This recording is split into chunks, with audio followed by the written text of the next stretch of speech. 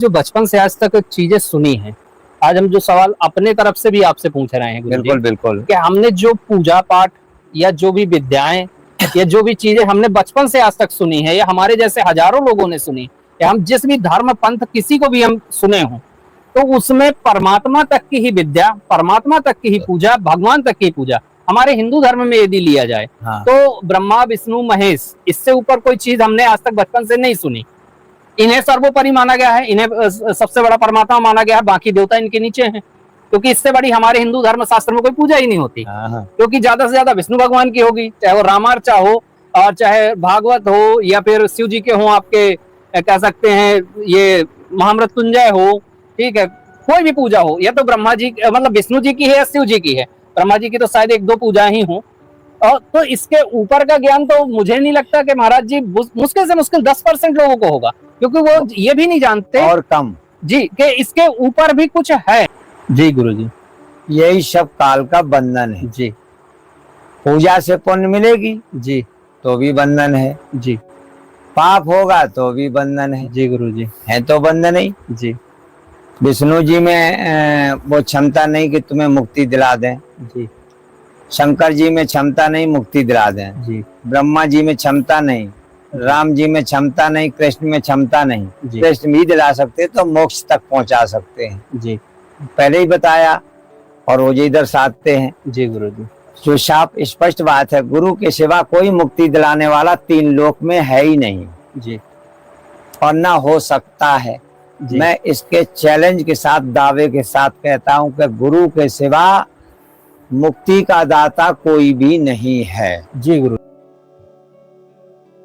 मेरा भैया से सवाल इतना सा है और गुरुदेव के बारे में बाद में चर्चा करेंगे कि आपने ब्रह्मा विष्णु महेश को समझा क्या है, क्या है वो, दूसरा इनका संबंध मोक्ष से है क्या, तीसरा अगर ये ब्रह्मा विष्णु महेश जो हमारी एक थ्योरी है ना, जो हमें वेदों में पढ़ाया जाता है कि ये ऐसे ये अगर ना हो, हम बाद में समझेंगे आकर ये है क्या, तो क्या तुम मोक्ष प्राप्त कर सकते हो, उसको हम समझेंगे। इसके पहले जरा एक मेरा आपसे सवाल है छोटा सा कि यहाँ से जाके चौथी गैलेक्सी एंड्रोमेडा गैलेक्सी जो अपनी है, उसके बाद जो भी गैलेक्सी हो 10वीं 50वीं गैलेक्सी, वहां पे एक आप कल्पना कर रहे हो कि एक ग्रह है और ग्रह पे जीवन है, जीवन नहीं है तो केकड़ों की प्रजातियां है, केकड़े ही वहां पे हैं, वो ही अपना जीवन यापन कर रहे हैं, तो ये कल्पना है ना।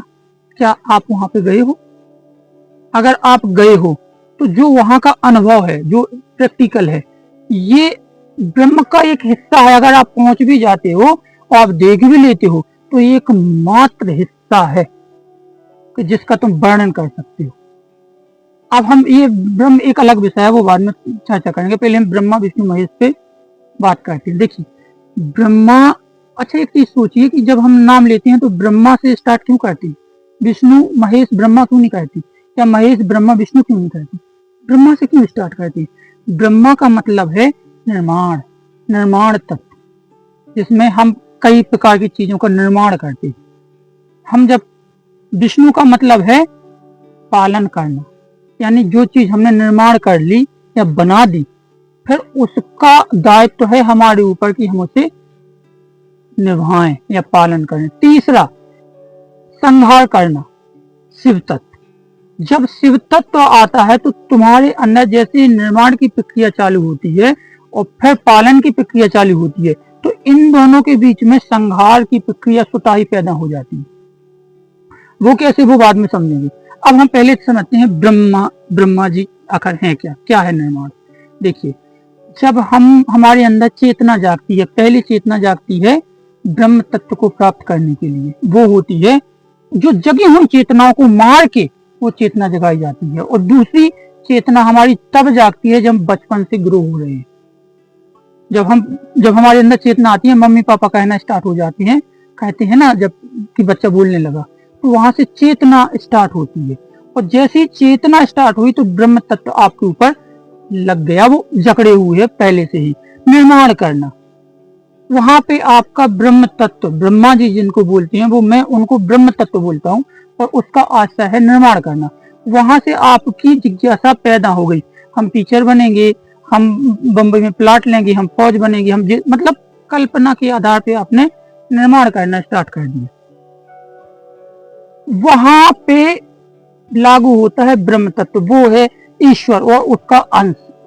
जब जैसे ही आप बचपन में जैसी अपने स्कूल के मतलब माता पिता है ना, स्कूल जाते हैं या भेजते हैं, वो उनके अंदर भी ब्रह्म तत्व पहले से मौजूद है। वो भी अपनी कल्पना कर रहे हैं कि हमारा बेटा टीचर बनेगा, और तुम भी वहां पे कल्पना कर रहे हो कि हम टीचर बनेंगे, यानी अंदर से निर्माण कर रहे हो ना आप। अब इसी को क्रियावंत करने का कार्य है विष्णु भगवान का। जैसे तुमने निर्माण किया तो पालन करना। पहले हम ब्रह्मा जी पे ही रुकते हैं कि निर्माण जब हम कर रहे हैं तो उसको जरूरत किसकी पड़ेगी? बुद्धि की। तुम टीचर बनना चाहते हो तो बुद्धि की बगैर तो टीचर बन नहीं सकते ना। तो टीचर बनने के लिए जो बुद्धि का तत्व है या बुद्धि से संबंधित जो एनर्जी है या ब्रेन है या शरीर का जो भी सिस्टम है, जो वहां तक हेल्प करके टीचर बनाएगी, वो एक सर्कल है ब्रह्मा और उनकी अर्धांगिनी। ये नहीं है कि तुम तपस्या में बैठ जाओ ये वो करके, ये बात अलग है, लेकिन ये एक तत्व है जो जीवन पर्यंत हमारे साथ चलता है और जो लगातार लगभग 20-22 साल तक ये तत्व 25 साल तक हमारे साथ चलता है। और जो है भी होता है 70% व्यक्ति के अंदर ये तत्व ब्रह्म तत्व मौजूद रहता है जो जीवन भर निर्माण की वहां तक चलता है। अब आते हैं विष्णु तत्व के ऊपर। विष्णु तत्व का मतलब पालन करना। अब जैसे ही हम निर्माण करने की प्रक्रिया से चलते हैं, गुजरते हैं, चल रहे हैं, तो उसमें कुछ चीजें हम निर्माण कर लेते हैं। किसी की शादी हो गई, किसी ने कोई जॉब पकड़ लिया, कोई धंधा कर लिया या कोई बिजनेस खोल लिया, तो वो कर लिया ना निर्माण हमने। तो उसको क्रियावंत करने के लिए जो तत्व की आवश्यकता होती है, जो हमारे साथ है, जो हम निर्वाह करते हैं, जैसे बच्चा पैदा कर लिया, तो बच्चा पैदा करने के बाद हमारी जवाबदारी हम करते भी हैं, वो है विष्णु तत्व जो हम जीवन पर्यंत करते हैं। उसको सहायता मतलब अब इसके साथ जो अटैचमेंट में जुड़ी हुई है लक्ष्मी। देखिए किसी का भी पालन करना क्या बिना लक्ष्मी की सहाय पॉसिबल होगा? नहीं होगा ना। तो उसके साथ जो अटैचमेंट तत्व है, पालन करने के साथ जो आवश्यक तत्व है, वो है लक्ष्मी, जो हमारे साथ है, हमारे पास है, हम हमेशा है। ब्रह्म तत्व, विष्णु तत्व। अब आते हैं संहार तत्व, शिव। शिव का मतलब है संहार, विद्वेषण। जब हम शिव तत्व के समीप जाती हैं, हमने निर्माण भी कर लिया, हमने पालन भी कर लिया, अब हमको विद्वेषण हो गया, अब हम संहार पे उतरे, इन्हीं चीजों से हमें नफरत होगी, हेट होगी। जैसे तुलसीदास जी भगवान, उन्होंने जब उनकी पत्नी ने उनसे कहा तो उनको उन्हीं से हेट होगी, नफरत होगी, अब उनने उनको भी त्याग दिया। जब शिव तत्व पैदा होता है तब ये दोनों ब्रह्मा और विष्णु तत्व अपने आप विच्छेदन हो जाती है। व्यक्ति मतलब इन चीजों से दूर हो जाता है जो आपने निर्माण किया, जिसका आप पालन कर रहे हो। जब आप दूर होंगे तब शिव तत्व पैदा होगा शरीर के अंदर, वो तत्व आपको वैराग्य पैदा करेगा, और जब वैराग्य पैदा करेगा तब आप मोक्ष का सफर तय करना स्टार्ट करोगे। अब जो आपने कहा है कि ये वादक है, पूजा करोगे तो भी कुछ प्राप्त होगा, मेरा सिंपल सा सवाल ये है, क्या हमने जो ब्रह्म तत्व जो हमारे पास था उसमें जो निर्माण किया, तो क्या उसका पालन करना बुरा है? या तो हम निर्माण ही ना करते, हम शादी ना करते, बिजनेस ही ना करते, या हम मम्मी पापा की जो आकांक्षाएं, जो मम्मी पापा ने निर्माण की हमारे लिए, तो क्या आकांक्षाओं को तोड़ना बुरा है? अब हम बात करते हैं इनका संबंध हमारे शरीर के तत्वों से कैसे है। देखिए शरीर के अंदर 7 चक्र हैं। 7 चक्र में जो लास्ट के 2 चक्र हैं, सबसे पहला सहस्त्रार चक्र और दूसरा आज्ञा चक्र। इन तत्वों को छोड़ के ये जो 2 तत्व ये लास्ट के हैं, आज्ञा चक्र और सहस्त्रार चक्र, आज्ञा चक्र, सहस्त्रार चक्र, ये 2 तत्वों को छोड़ के जो 5 तत्व हैं, इनके जरा स्थान समझिएगा। सबसे पहले मूलाधार। मूलाधार चक्र क्यों हमारे गुदा और सेक्स ऑर्गन के बीच के जो हिस्सा है वहां पे क्यों स्थापित किया गया है, या लोग क्यों वहां कहते हैं, इसका संबंध काम, क्रोध, लोभ, मोह, माया से क्यों है?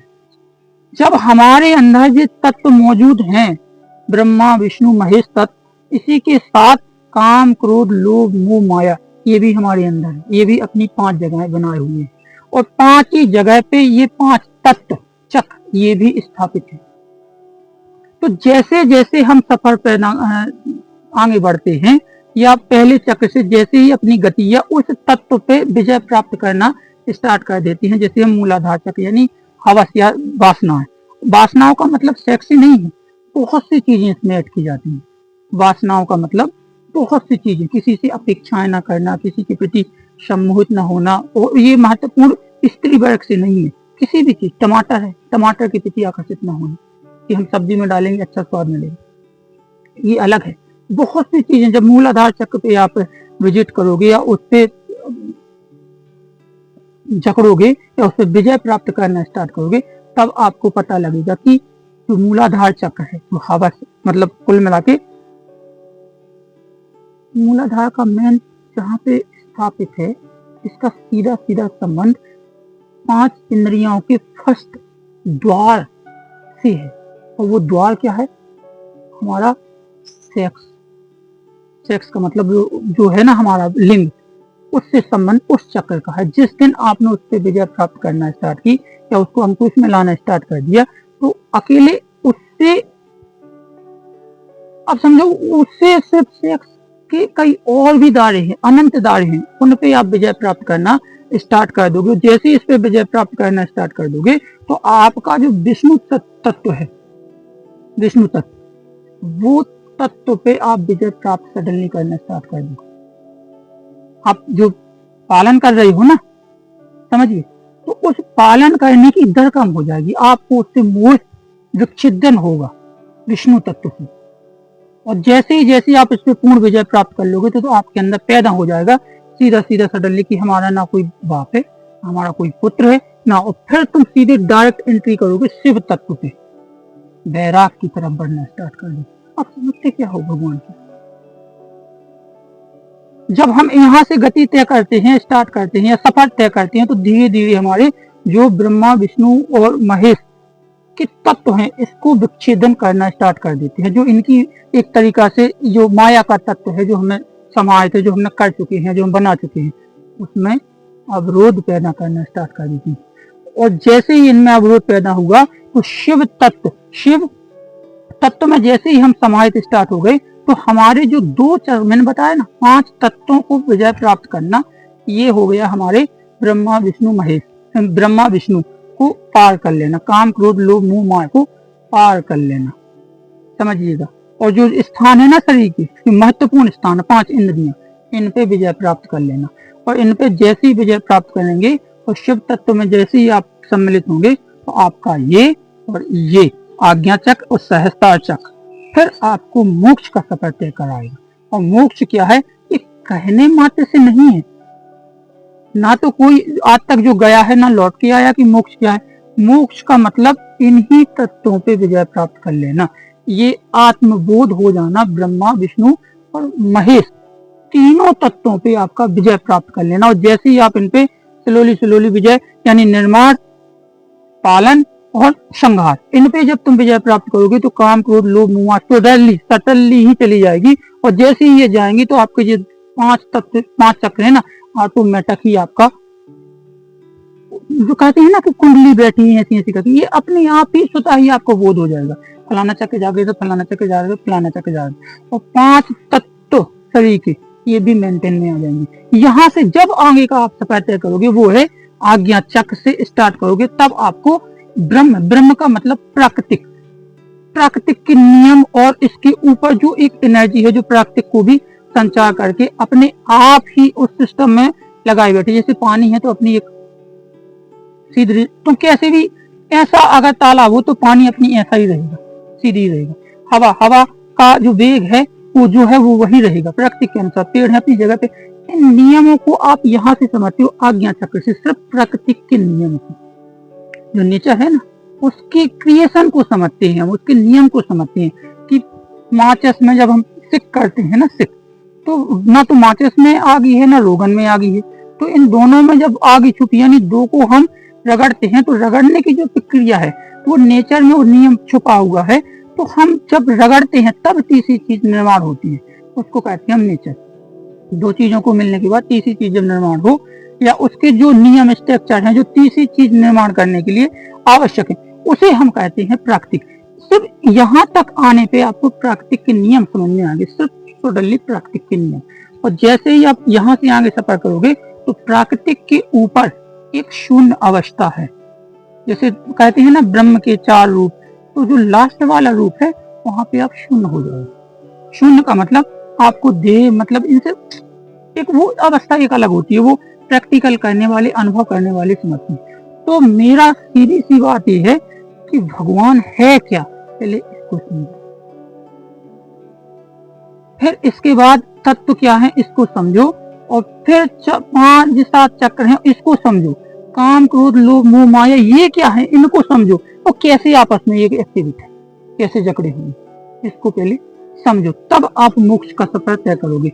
जानना अलग विषय है, मानना अलग विषय है। कल्पना करना या किसी को अच्छी अच्छी बातों में भ्रमित वो कर लेना एक अलग विषय है, और उसको खुद प्रैक्टिकल करके बताना। जिस व्यक्ति को मुझे आत्मज्ञान नहीं है, मैं खुद कहता हूँ कि मुझे आत्मज्ञान नहीं है, क्योंकि मैंने यहाँ तक सफर किया ही नहीं। मैं एक साधक हूँ, देवी माँ का साधक हूँ, बस वही करता हूँ। तो जिसको अगर यहाँ से सफर करना स्टार्ट हो जाएगा, तो दूसरी एक चीज और, बिना गुरु के मोक्ष मिल पाना संभव नहीं है। तो मेरे भैया से सीधी सीधी सवाल है, कुछ मतलब 2-3 सवाल हैं, अगर कोई महात्मा जी मिले तो मुझे जरा बताइएगा। पहला सवाल, क्या जो मोक्ष है वो गुरु अगर दे रहा है या दिला रहा है, तो क्या वो उस पे पारंगत है या उसका अनुभव है या वो गया है? दूसरा, अगर है, अगर उसके पास है आत्मज्ञान, तो क्या वो तुम्हें दीक्षा देगा? भाई वो क्यों दीक्षा देगा तुम्हें? वो दीक्षा क्यों देगा? क्योंकि वो तो इन चीजों से परे हो गया ना। अब ना तो उसे ये लालसा है कि भाई मेरा प्रचार प्रसार मैं यूट्यूब पे आऊं या मुझे पैसे मिले, लोग आदर करें समझ, क्योंकि इनसे तो परे हो गया ना। ब्रह्मा विष्णु महेश, 5 तत्व, 5 चक्र, 5 इंद्रियां, इनसे तो विजय प्राप्त कर ली ना। उसको कोई लालसा ही नहीं, वो शून्य अवस्था में, वो सिर्फ जान रहा है, जिज्ञासु। क्यों देगा तुम्हें दीक्षा? और अगर ऐसा व्यक्ति मिल भी गया तो हम कैसे पहचाने कि ये इसे आत्मज्ञान है? अच्छी अच्छी बातें कर लेना तो ये तो ज्ञान एक अलग पड़ा, क्या पहचान है मेरे भैया? अगर हो सके तो प्लीज कोई मेरे गुरु जी से भी निवेदन है, फिर इन चीजों का थोड़ा सा जवाब दीजिए।